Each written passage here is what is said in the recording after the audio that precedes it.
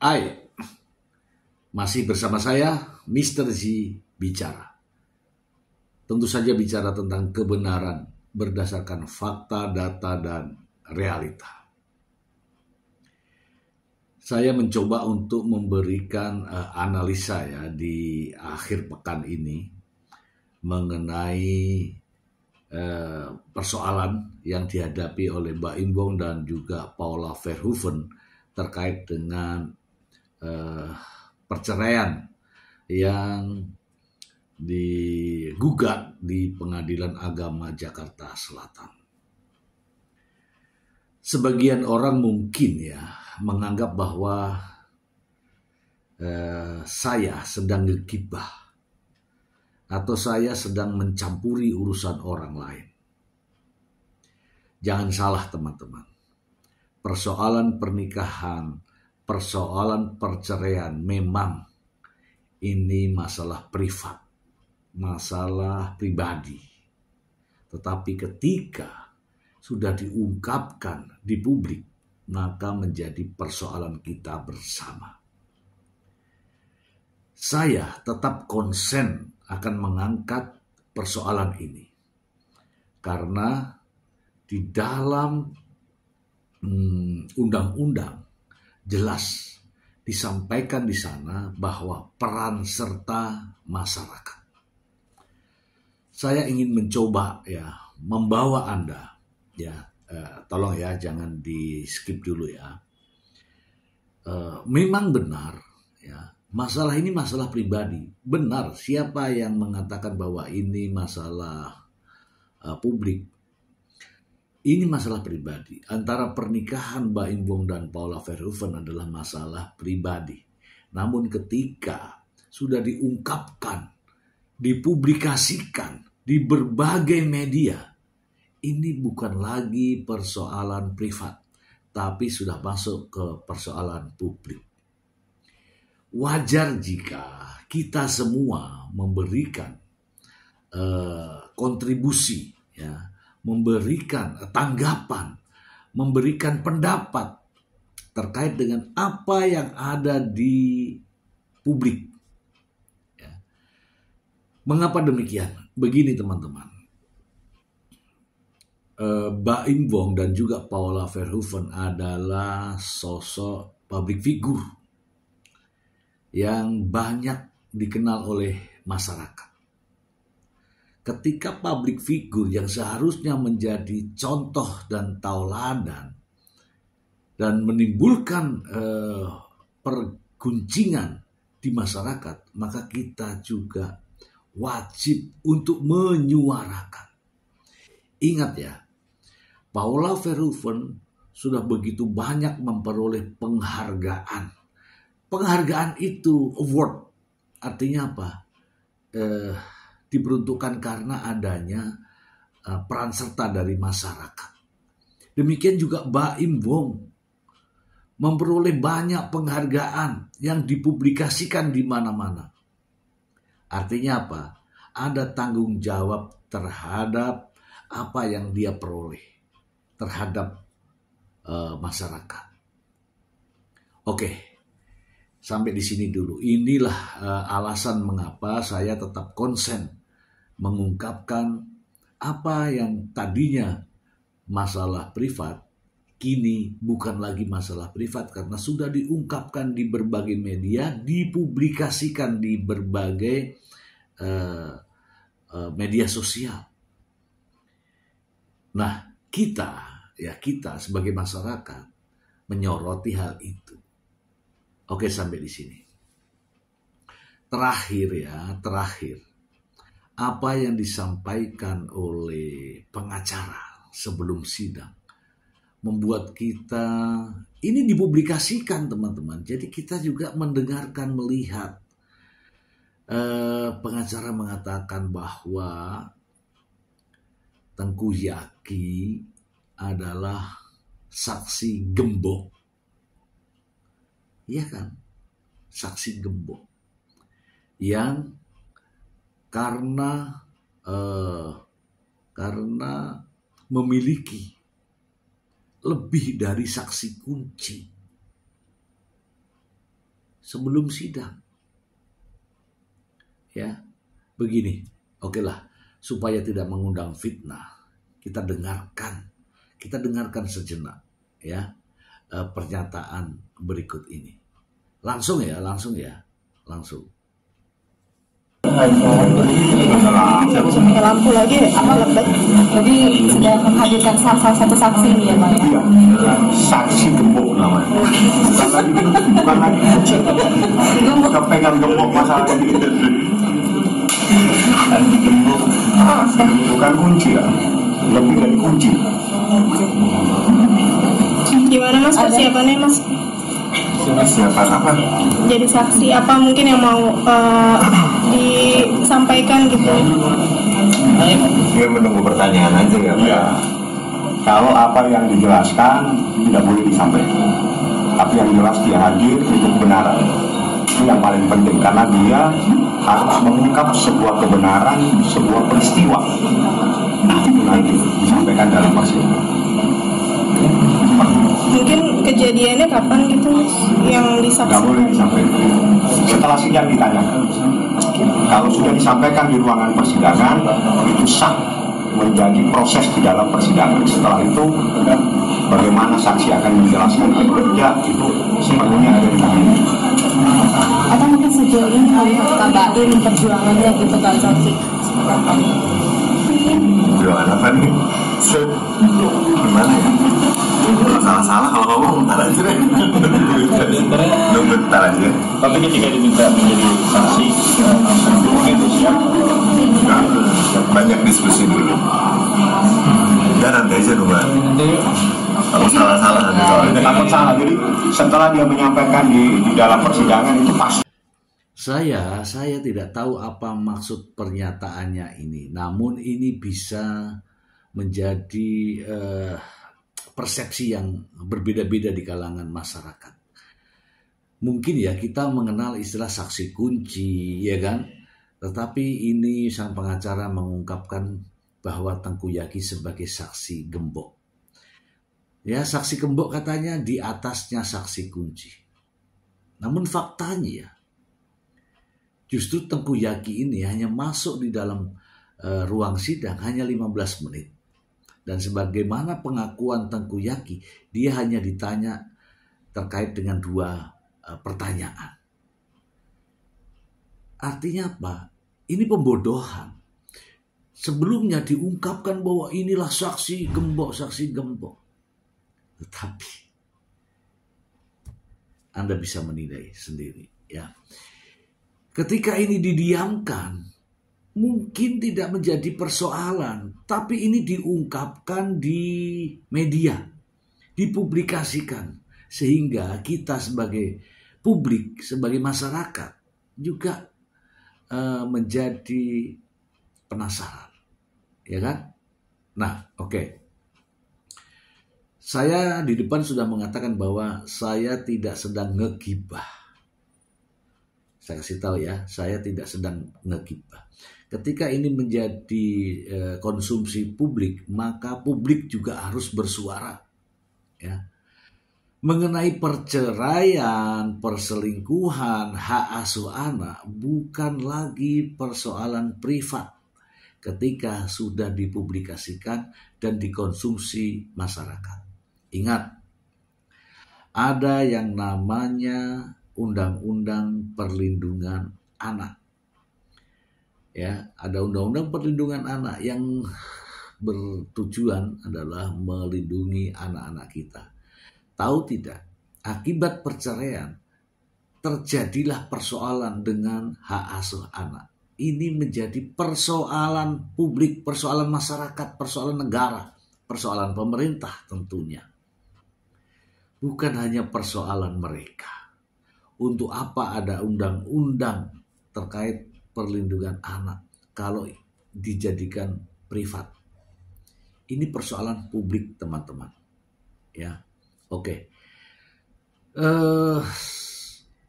menuduh atau menuding Paula Verhoeven, seorang wanita, seorang perempuan, dengan kalimat selingkuh atau berkhianat, itu juga bukan persoalan privat.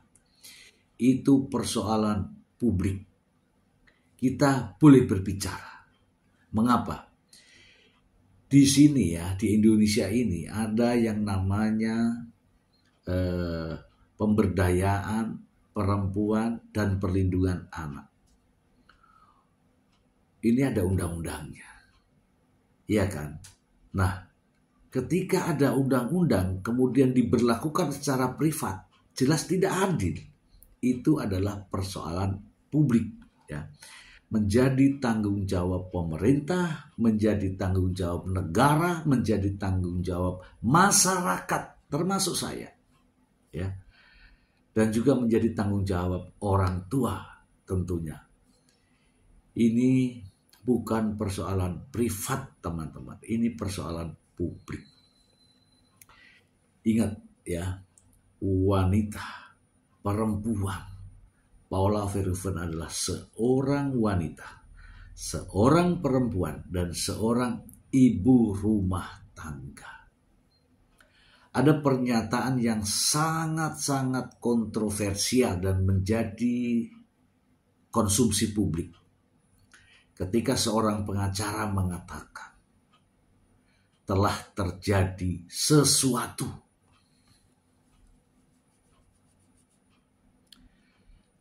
Ada hubungannya dengan Paula Verhoeven, dan Paula Verhoeven seorang perempuan.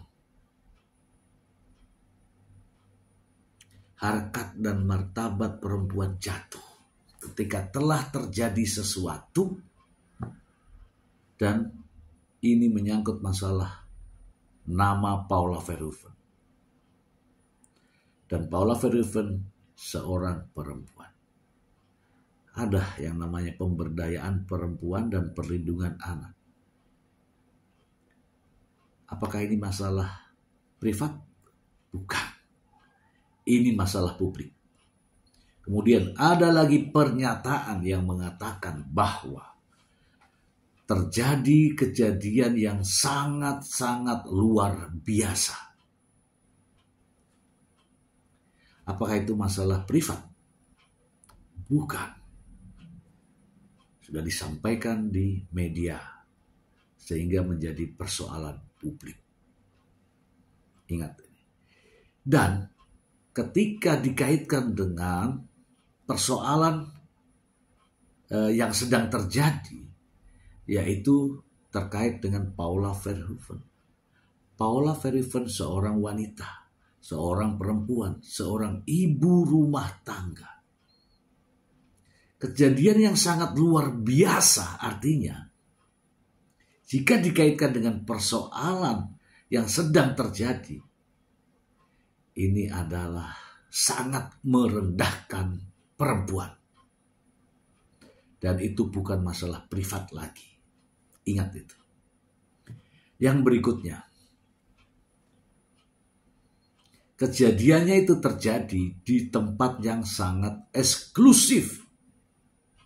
Ketika dikaitkan dengan nama Paula Verhoeven, artinya Paula berada di satu tempat yang eksklusif dan melakukan kejadian atau perbuatan yang sangat luar biasa.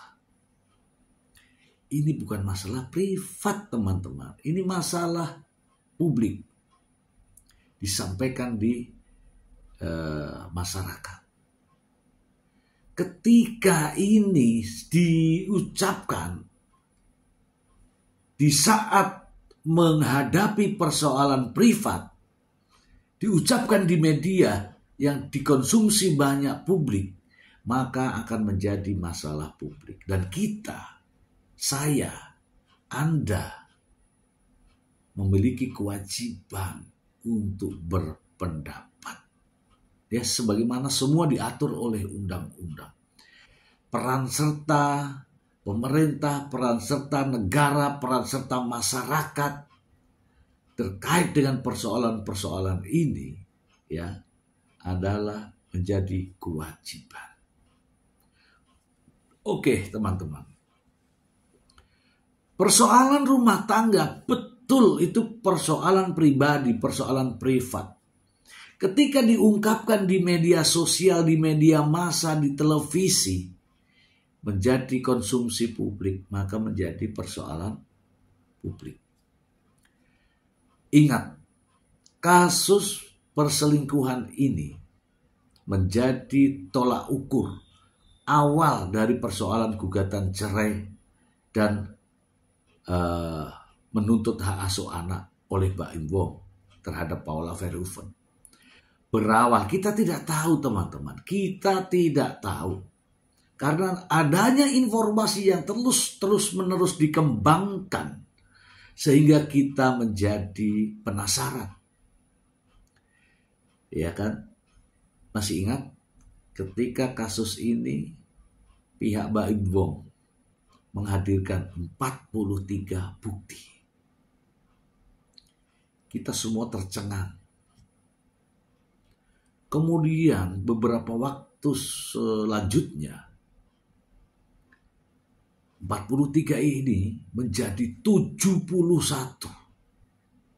bukti. Makin tercengang kita. Dan sidang terakhir, sang pengacara mengatakan 79 bukti. Dan ini dipublikasikan. Apakah ini menjadi persoalan privat? Bukan lagi persoalan privat, teman-teman. Ketika persoalan privat yang sudah dikeluarkan, dipublikasikan, maka itu menjadi persoalan publik. Mari kita simak pernyataan sang pengacara berikut ini. 6. Hari ini 5 saksi fakta, 1 saksi ahli. Sebetulnya total saksinya ada 10, ahlinya ada 2. Jadi total ahlinya 3, saksinya fakta 10. Saksi faktanya bermacam-macam kejadian. Dan semuanya adalah orang yang melihat kejadian. Kejadiannya seperti apa? Nanti setelah sidang. Nomor ahlinya 11. Silakan menghubungi 5. Beda, kami tidak pernah mengajukan saksi. Nomor ahlinya 79. Silakan menghubungi 4. 971. Ini 79 bukti yang kita ajukan. Terakhir bukti yang memberikan fakta tentang sesuatu yang akan terungkap di persidangan. Saksinya ini dari keluarga atau? Saksinya banyak, jadi dari keluarga ada, dari aktor juga ada. Silakan sebentar lagi aktornya datang, Anda tanya sendiri. Dan juga beberapa orang yang mengetahui peristiwa-peristiwa ini. Silakan menghubungi 4. Kalau ini teman Bapak Ibu. Siapa? Teguh Zaki. Anda mungkin kenal, dia hadir, dia juga. Memang benar ya teman-teman ya, persoalan perceraian ya kan, masalah-masalah rumah tangga itu menjadi persoalan privat. Kalau diam, tenang, dan silahkan ikuti prosesnya. Tetapi sudah menjadi persoalan publik ketika timbul intrik, ya, timbul gejolak, ya, apalagi gejolaknya ini nggak main-main teman-teman. Ini secara nasional orang tahu, ya. Ini berawal dari pernyataan ketika konferensi pers yang mengatakan terjadi pagar makan tanaman. Kemudian Mbak Im Wong sendiri mengatakan bahwa dirinya dikhianati oleh orang terdekatnya. Tak lain adalah istrinya. Kemudian ada seorang wanita bernama Vista Putri mengatakan dan dipublikasikan bahwa benar ya ada sosok pria lain berinisial M. Bahkan di kita media ini juga membenarkan hal ini ya. Ini adalah teman baik Mbak Im Wong yang tinggal di rumah Mbak Im Wong. Ya begitulah sosok pria ini berinisial N. Ini semua dipublikasikan sehingga bukan menjadi persoalan pribadi lagi. Bukan menjadi masalah privat, tetapi menjadi persoalan publik. Karena sudah dikonsumsi banyak masyarakat.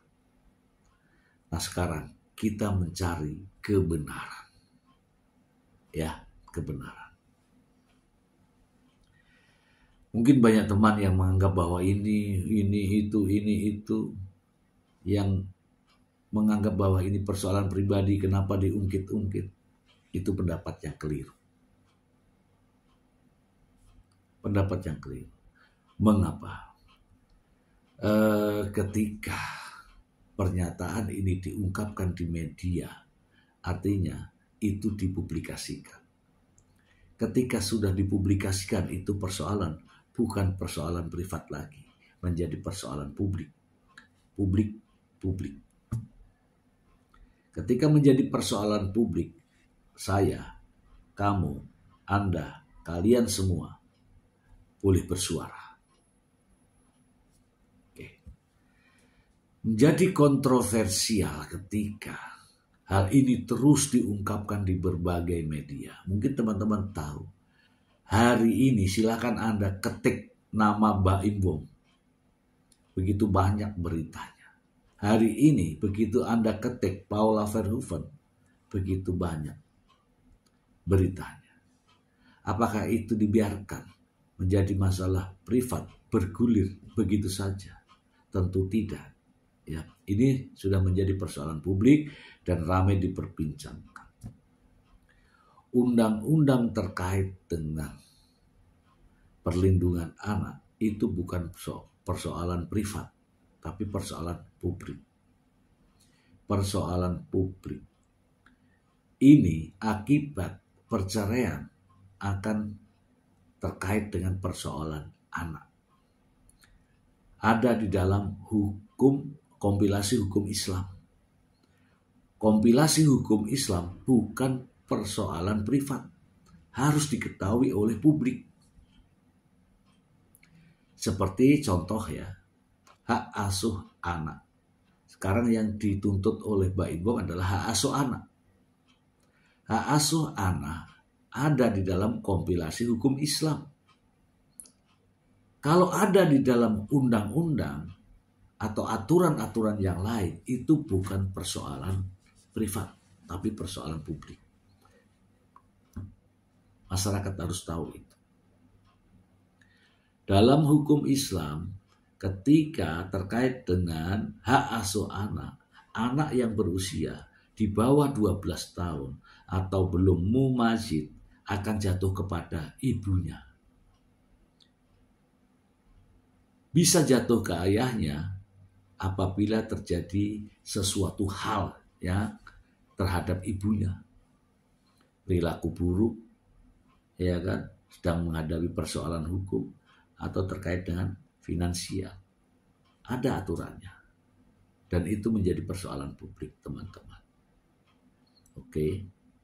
Ketika tudingan perselingkuhan sebenarnya itu privat karena masalah rumah tangga. Tetapi ketika sudah diumumkan di media massa, diumumkan di hadapan para wartawan, itu menjadi persoalan publik. Ingat itu teman-teman. Silahkan teman-teman membaca terkait dengan pemberdayaan perempuan dan perlindungan anak.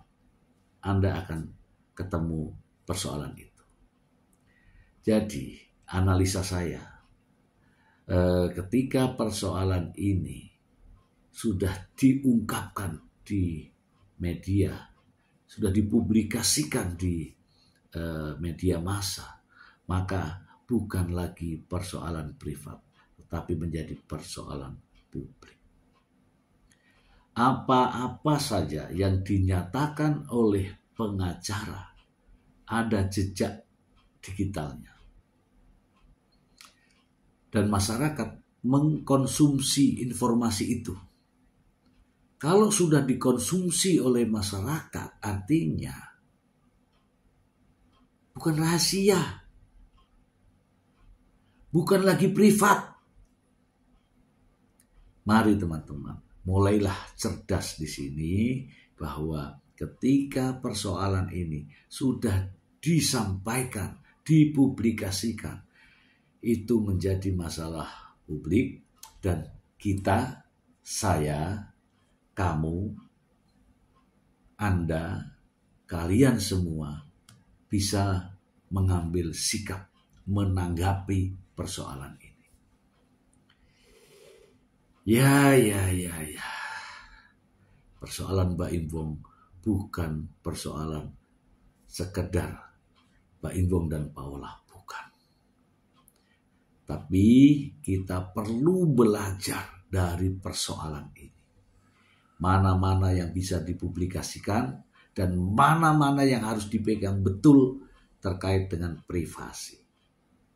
Sampai saat ini tidak banyak yang diucapkan oleh Paula Verhoeven karena dia tahu ini masalah privasi.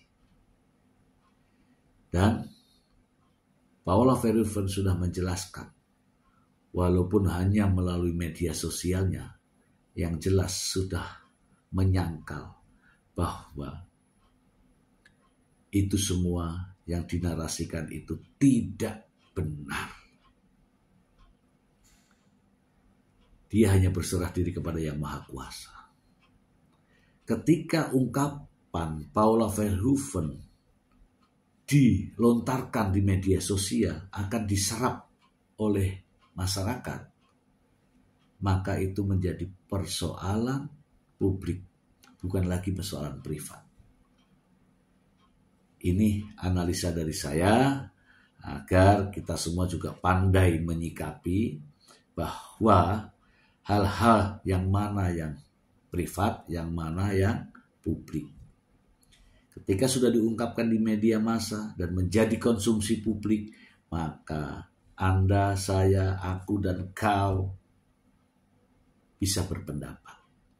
Salah satunya adalah dengan cara mengungkapkan kebenaran seperti ini. Semoga bermanfaat. Terima kasih.